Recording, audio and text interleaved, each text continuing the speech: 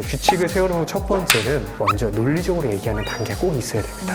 사실 이게 가장 어려운 부분이에요. 논리적으로 설명하는 거. 아이가 밥을 먹는데 늘 손을 안 씻고 밥을 먹어.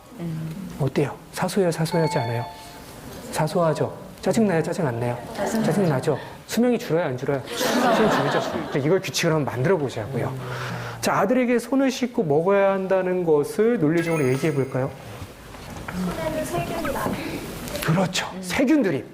그죠? 세균들이 우리 많이 하잖아요. 그죠? 야, 너 손 안 씻고 밥 먹으면 네 세균이 네 뱃속에 들어가서 네가 몸이 아플 수 있어. 라고 얘기합니다. 논리적이지 않아요? 논리적이죠. 논리적이죠. 먹혀요, 안 먹혀요? 그렇죠. 그렇게 호락호락한 존재들이 아니에요. 그렇게 쉽지 않아요, 우리 아들은. 그죠? 어떻게 해야 됩니까? 어떻게 해야 돼요? 조금 바꿔야 됩니다. 논리적으로 설명하되 가장 중요한 거. 그 아들이 생각하는 가치관과 결부시켜 논리적으로 얘기해야 돼요. 자, 어떻게 해야 될까요? 이렇게 말씀하시는 겁니다. 아들, 너 손 안 씻고 밥 먹으면 네 세균이 손에 있던 게 뱃속에 들어오면 네가 아플 수 있어. 들려요, 안 들려요? 안 들려요. 들리죠? 그 다음 얘기가 중요한 거예요. 그러면 네가 좋아하는 자전거 하러 못 타. 이 얘기가 중요한 거예요. 이렇게 해야 아들은 논리적으로 생각합니다. 처음에는 앞에 얘기는 안 들려도 아까 말씀드렸던 대로 키워드가 있어서 자전거 얘기 딱 듣고 나면 왜? 라고 물어볼 수 있습니다. 엄마 왜 내가 자전거를 못 타? 왜? 물어봐요. 그럼 다시 한번 설명하는 겁니다. 그땐 귀가 열린 거예요. 다시 한번 설명하는 거예요. 아들 봐봐, 너 손 안 씻고 밥 먹으면 네 손에 있던 세균이 뱃속에 들어올 수 있지. 네가 아플 수 있지. 아프면 어떻게 돼? 자전거 하러 못 하게 되지. 이렇게 되는 거야. 알겠지? 그렇기 때문에 꼭 손을 씻고 밥을 먹어야 돼라고 얘기를 합니다. 그 아들이 그때서는 수긍을 해요. 아, 내가 손을 씻어야 되는 이유는 자전거 때문이구나. 라고 수긍을 합니다. 그리고 가서 손을 씻고 와요. 자, 근데 우리가 원하는 건 뭐예요? 일회성 설득이에요? 영구적인 설득이에요? 영구적인 설득이죠. 이때 중요한 포인트. 아이가 수긍했을 때 그때 규칙을 형성하는 겁니다. 규칙을 이때 형성을 해야 돼. 이렇게 얘기하는 거죠. 아들 봐봐. 앞으로 엄마는 너가 매일매일 자전거를 탔으면 좋겠어. 그렇기 때문에 지금부터 규칙을 만들 건데 손을 3번 안 씻고 밥을 먹으면 하루 자전거 못 타는 규칙을 만들자라고 얘기하는 겁니다. 그때 얘기해야지 수긍을 합니다. 왜? 이 규칙이 존재하는 이유는 엄마의 편의를 위해서요. 자기를 위해서. 자기를 위해서. 너의 자전거 타는 라이프 스타일을 위해서 존재하는 거야. 라고 얘기를 해주는 거죠. 자, 그러면 아들이 설득이 됩니다. 알았어. 라고 얘기를 합니다. 3번째. 앞으로 아이가 그 똑같은 행동을 또 할 거예요. 분명히. 손은 안 씻고 또 밥을 먹을 겁니다. 그러면은 엄마가 그때 어때요? 사실. 감정이 올라올 수 있어요. 내가 1단계, 2단계를 강사님 말씀 듣고 얼마나 열심히 해서 생각을 했는데 3단계까지 왔어. 넌 정말, 응? 막 이렇게 나올 수 있다는 거죠. 감정을 쏟을 필요가 없이 이렇게 하시는 겁니다. 경고를 주는 겁니다. 되게 우아하고 아들을 위한다는 표정으로 어머, 손 한 번 안 씻고 먹었구나. 어떡하지? 경고 하나. 이렇게 하시면 돼요. 자, 이러면 어떤 효과가 있느냐? 감정으로 아무리 얘기해봐야 소용이 없던 아들이 스코어에 무너지는 거 볼 수 있습니다. 스코어. 이상하게 남자들은 스코어에 민감해요. 엄마가 경고 한번 줍니다. 아들 너 이렇게 어머 어떻게 경고 하나요? 그러면 반응이 나 경고 하나 받았어. 없어지면 안 돼. 경고 없어지면 안 돼. 왜 이런다. 그게 뭐라고? 별것도 아닌데 이런 반응을 보일 때가 있다는 거죠. 자, 3번째 경고를 줘라. 경고를 세라. 감정을 쏟지 말고. 4번째 엄마가 경고를 줘도 아이가 손을 3번이나 안 씻고 밥을 먹는 날이 그날이 올 거예요. 자, 그때 어떻게 해야 돼요? 엄마도 애가 자전거 타는 거 보고 싶은 날이 있어요. 날씨가 너무 좋아. 우리 아들이 이 새 자전거를 타고 막 나가는 거 내가 보고 싶어. 근데 경고를 3번이나 어겼어. 막 엄마도 화가 납니다. 막 감정을 쏟아요. 근데 그럴 필요 있어요? 없어요. 어떻게 해야 돼요? 어떻게 아들 너 자전거를 못 타겠는데 손을 벌써 3번이나 안 씻고 밥을 먹었잖아 하면서 자전거를 쇠사슬로 묶어버리시는 거예요. 쇠사슬로 묶어버리시는 거예요. 이게 단호함이라는 거예요. 이게 단호함이에요. 이 단계가 제일 중요합니다. 많은 어머님들이 여기서 무너지실 때가 있어요. 특히 이제 언제 무너져요? 막 이렇게 아들이 귀여운 표정 지을 때. 죄송해요. 죄송해요. 막 이러면서 애가 너무 귀여워. 내 아들이지만. 그리고 너 엄마가 진짜 자전거 진짜 그냥 오늘만 타. 단언컨대 이게 최악이에요. 왜?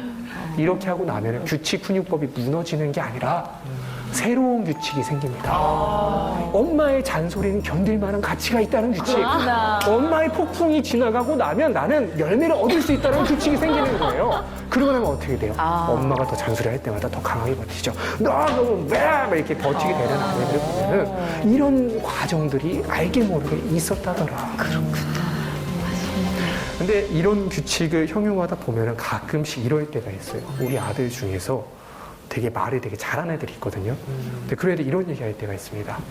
엄마, 근데 옆집에 있는 철수는 이런 규칙이 없는데 왜 나만 이런 규칙이 있는 거지? 이런 얘기 할 때가 있어요. 자, 어떻게 말씀하시겠어요? 그 집 나와요, 얘기. 철수 집 가서 살아. 그 집 가서 살아, 니. 너 철수가 죽으면 죽을래? 호흡하기 얘기를 우리가 많이 하는데 이 얘기에 대한 대응법 알려드릴게요. 보통 우리 아들이 물어볼 때마다 막 논리적으로 대답하려고 어머니 많이 하시는데 그럴 때 있잖아요. 엄마가 말싸움으로 이겨도 중간이고 지면 엄청 손해예요. 그래서 저는 뭐라고 말씀드리냐면은 전부 다 대답할 필요는 없다. 그렇구나, 아들. 전부 다 대답할 필요는 없어요. 아이한테 1단계, 2단계 없이 그때 설명을 하고 있다면 좀 힘들 수 있어요. 근데 엄마가 미리 싹을 뿌리고 1단계, 2단계를 통해서 논리적으로 너를 위해서 이런 규칙을 만드는 거야 라는 것들 지속적으로 얘기를 해왔고 그랬다라면은 4단계, 3단계에서 아이가 말을 안 들을 때 조금 더 단호하게 해도 된다. 오늘 강의를 제가 이렇게 하고 나면은 많은 분들이 집에 가실 때 아마 A4 용지를 사갖고 가지 않을까. 그래서 아들 앉아봐. 자, 아들 지금 우리 규칙을 세울 거야. 너가 얼마나 말을 안 듣는 아이인지 이제 알려줄게. 막 이러면서 규칙을 1번 막 이렇게 세울 수 있어요. 근데 이거는 좋을까요? 좋지 않을까요? 좋지 않을까요? 좋지 않습니다. 규칙 훈육법에 맹점이 있습니다. 어떤? 엄마가 못 지키면 끝이라는 거예요. 보통 엄마들이 많은 규칙을 세우고 스스로 무너뜨리고 오늘만 할까? 오늘만 조금 타협을 하면서 아이가 그 모습을 보고 배웁니다. 자, 남자애들이 되게 부족한 거 많이 있다고 말씀드렸죠. 막 남자애들 뭐가 부족해요? 언어가 여자애들이 되게 느려요. 얼마나 느릴까요? 1.5세.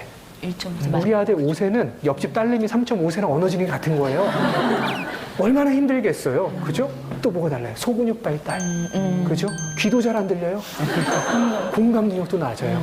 되게 낮은 게 맞아요. 부족한 게 많아요. 그럼에도 불구하고 얘네들이 갖고 있는 가능성이 있어요. 저는 그 모든 단점을 상쇄시킬 만한 큰 장점이 있다고 생각하는데 그것이 뭔지 아세요? 그건 저는 저항정신이라고 생각합니다. 저항정신. 엄마의 말에 한 번에 순종하지 않는 그 저항정신.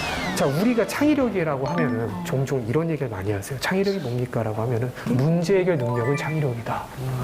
저는 그 말에 일부만 동의합니다. 왜냐면 창의력은 새로운 것을 생각하는 힘이지 누가 새로운 걸 생각해 놓은 사람이 내놓은 문제를 잘 푸는 사람이 창의력이 높은 사람이 아니에요. 그렇죠. 새로운 문제를 제기할 수 있는 사람이 진짜 창의력이 높은 겁니다. 근데 우리 아들들이 있잖아요. 우리 아들은 새로운 문제 제기할 수 있는 능력이 있어요. 엄마 이건 아닌 것 같아. 저항정신이 있다고요. 라면에 끓일 때 막 칼이라도 한번 넣어보는 이 정신, 이 도전정신, 엄마 끝까지 웃기려고 하는 유머정신. 우리 아들들 보면은 자, 그런 거 너무 귀한 거예요. 저는 우리 아들들이 여자애들에 비해서 보편적으로 많은 것이 낮은데 단점을 상쇄할 만큼 큰 장점을 갖고 있는 게 무엇이냐고 해서 저는 그게 창의력이라고 생각하고 근데 이 규칙이라는 틀, 어쨌든 틀이지 않습니까? 규칙이 나한테 그렇게 틀이 하나하나 쌓일수록 창의력과는 조금 남자가 멀어지지 않을까라는 생각을 좀 들게 됐거든요. 이것은 어떻게 된 건지 좀 궁금합니다. 우리가 이런 것들 되게 많이 고민하는 것 같아요. 애가 신발을 신을 때 뭐 왼발과 오른발이 거꾸로 신으면 이거 내가 제지해야 될까 말아야 될까? 네. 그리고 제지하면 창의력이 줄어드는 거 아닌가? 그렇죠, 그렇죠. 막 이런 생각을 주로 많이 한단 말이에요. 우리가 열어줘야 되는 것과 그리고 정확하게 잡아줘야 되는 것들은 늘 명확해야 된다고 생각합니다. 일관돼야 되고 저는 그래서 하지 말아야 되고 규칙을 세워야 될 거는 너무 많이 세우면 안 되고 적어도 있잖아요. 도덕과 안전에 관련된 건 규칙으로 좀 세워주자. 그러니까 뭐 옥상에 뛰어내리는 거는 그 창의력이 아니잖아요. 그죠? 네. 뭐 옆집 막 가갖고 막 이렇게 막 횡포 우리고 막 이런 건 창의력이 아니잖아요. 맞아요. 그래서 그런 것들은 절대 못하게.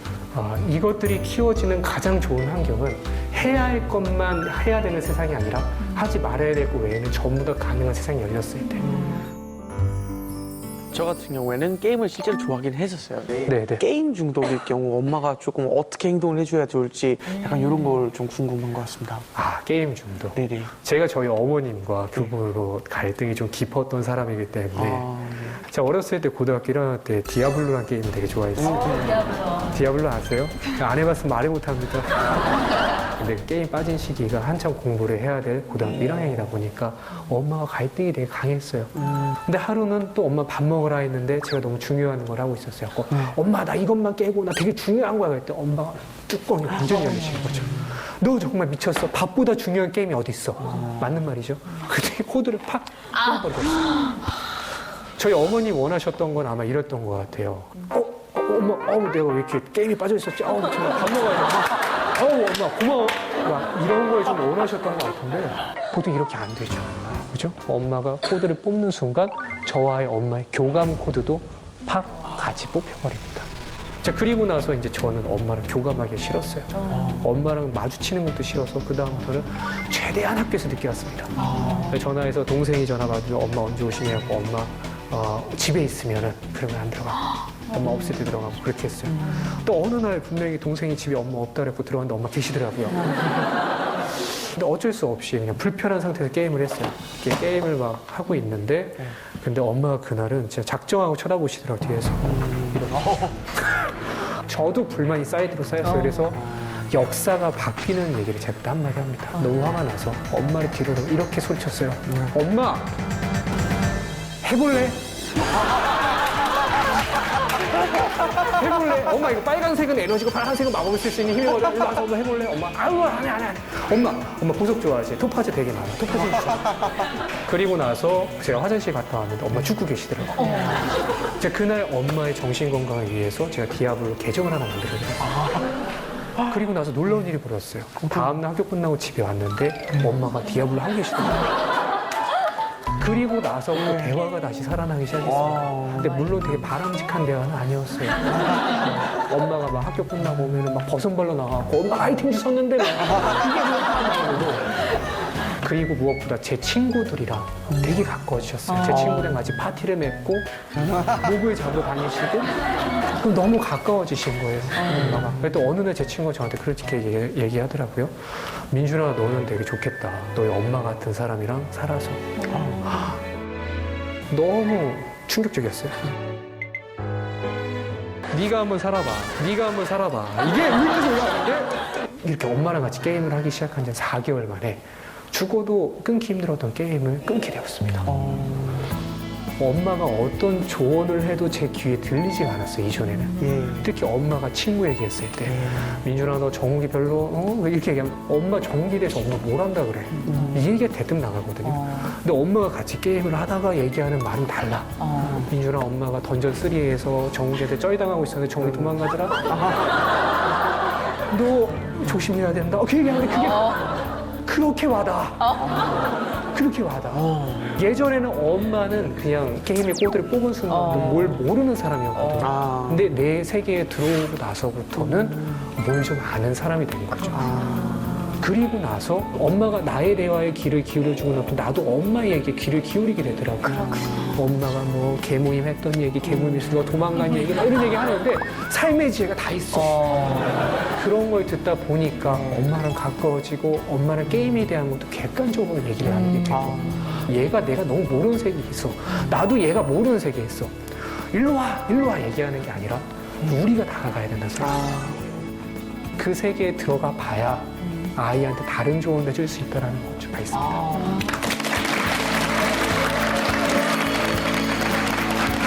변화시키는 것이 아닌 동참하는 것. 저는 강의를 들으면서 이런 생각을 해봤습니다. 진정한 리더가 어떤 것이냐. 리더와 보스의 차이는 그런 것 같아요. 보스는 야, 가. 그러나 진정한 리더는 우리 함께 해. 아마 우리 부모님들도 마찬가지일 것 같습니다. 자녀 교육은 강압적이 아니라 같이 해야 되는 것이 아닌가.